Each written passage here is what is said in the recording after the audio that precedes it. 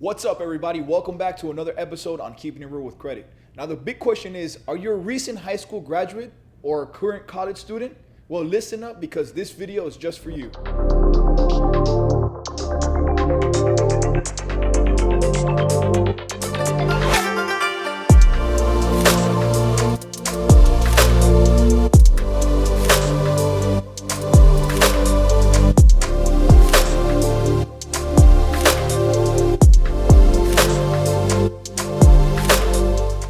Do you currently have any credit? And if you don't, do you know how to actually get started? Well, let's first talk about how credit scores are actually calculated and how the factors in the formula contribute to your credit score. Credit scores are primarily based on how you have managed debts in the past. So if you're a student, you may not have realized this just yet because you're too busy focusing on your academic responsibilities. I know we've all been there, and you may have little to no credit at all whatsoever. However, this doesn't mean that every student doesn't have some sort of credit history. Some students may use credit previously to make a big purchase, and others are maybe just adults going back to school. If you're just starting your credit journey and are thinking about using your credit scores, then it's important to know exactly how your credit scores are calculated and the factors that contribute to the FICO scoring model. These factors are payment history, availability of credit, length of credit, credit mix, and inquiries. So with that being said, let's talk more about each of one of these factors and how they affect your credit scores. Number one, payment history. This affects around 35% of your credit score, and it's crucial that you start building credit. You'll pay all your bills on time every time because just one late payment can severely damage your credit score. When I was going to school, I know I had a lot on my plate, so I would set up all my bills on auto pay and even set reminders on my phones just to stay on top of the due dates. Number two, which is availability of credit, or your credit utilization ratio, which is calculated by the total of debt you have on that credit card over the limit that that credit card actually has. Be careful with how much credit you use and always stay below 30% of the total available limit. Number three, length of credit history. The longer your credit history is, the better. The sooner you get a credit card, the better.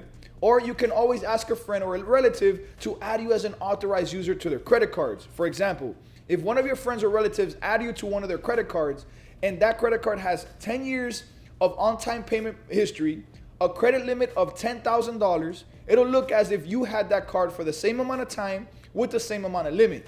This can significantly increase your credit score with little to no impact at all on your friends or family members' credit. Number four, credit mix.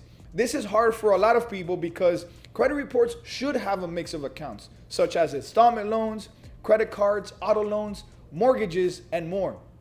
If you take the time to improve this category, it is something that you can keep in mind while you're building your credit over time and diversifying your credit portfolio. And finally, number five, which is inquiries. This is the number of new credit applications you have applied for. And if you apply for too many in a short amount of time, lenders may see this as a red flag.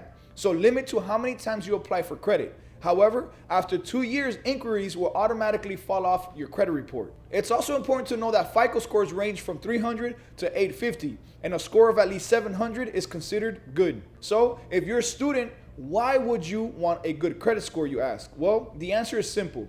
If you're planning to get a credit card to finance your school expenses, apply for loans, rent an apartment, or buy your first car, you want to make sure that your credit is not just getting approved, but getting approved with the best terms possible. And also keep in mind that employers are starting to check your credit along with your resume as a qualifying factor to even get hired in the first place. So building your credit as a student and starting early just makes total sense. Remember, lenders use your credit scores to determine how you manage your credit responsibly. So with those stellar credit scores are offered the best interest rates possible, which can ultimately help you save money in the long run. It's also a good time to learn how to maintain good credit as well as develop good responsible financial habits. So start building your credit early because trust me when I say, if I had known then what I know now, I could have avoided a lot of financial mistakes. So with that being said, we do offer a free credit evaluation, which will allow us to take a look at all three scores and reports to provide you with a detailed analysis on your credit to determine if you're a good fit for our program and what you're currently trying to work on and what's holding your credit score back. For more information, make sure to call the number on the screen or click the link in the description below. With that being said, guys, thank you so much for the love and support. Like, comment, subscribe, share with family and friends. And until the next episode on Keeping It Real with Credit, peace.